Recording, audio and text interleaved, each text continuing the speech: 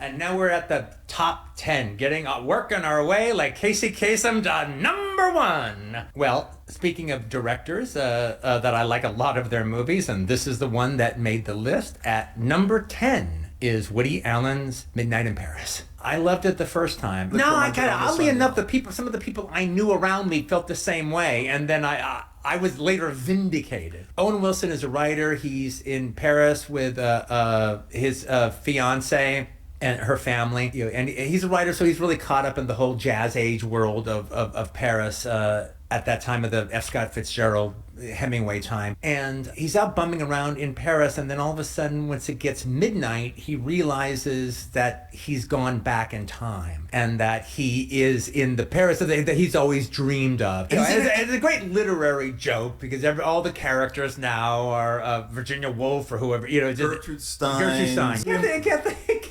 Kathleen Bates reads his book because he's reading it in the 20s and he's writing some stupid modern novel now.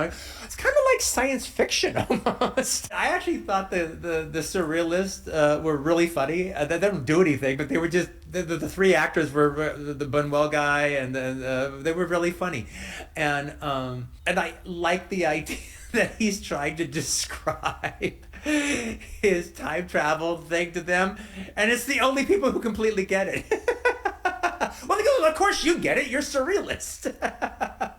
And it's a silly joke, but it was funny. So there's a nice little joke there. And one of the things, though, is, as a writer, you'll know, look, if you want to know, well, how does Woody Allen do it? How did Woody Allen write these scripts, like, one a year or, for so long? Well, if you put them under a microscope, you can kind of see how he does it. Basically, one, he's not really writing movies. He's writing short stories that he expands to feature length. And to usually, and I am the biggest fan, usually to the detriment of the movie, he films first drafts. If he were to take one of these and spend the year writing it, or go through draft 2, 3, 4, just to see what would happen, God knows what they would be, all right? But he wouldn't make as many movies, and I don't think that interests him. I think he likes writing and get it done and move on to the next one. But I can only pick one, and I have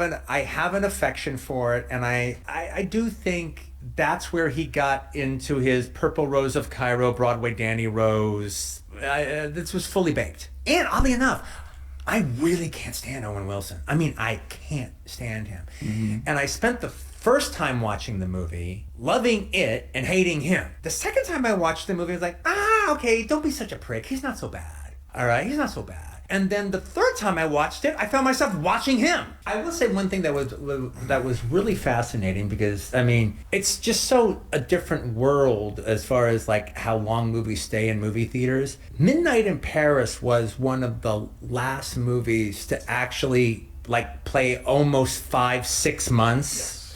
Yes. Yeah. Because it played for like 6 months, like the way a movie used to do at the Laemmle, at the ArcLight, and like in its 5th month or 6th month, I was at the ArcLight and I was like having a drink at the bar, and I went to buy a ticket. Oh wow, gosh, Midnight in Paris is still showing up there, huh? That's amazing. And it was like a Tuesday afternoon. I goes, how's it doing? He goes, nobody goes sees it during the week. On weekends, it sells out. 5 months later, Saturday night, it sells out. It sells out 5 months later on Saturday night and Friday night. That will never happen again.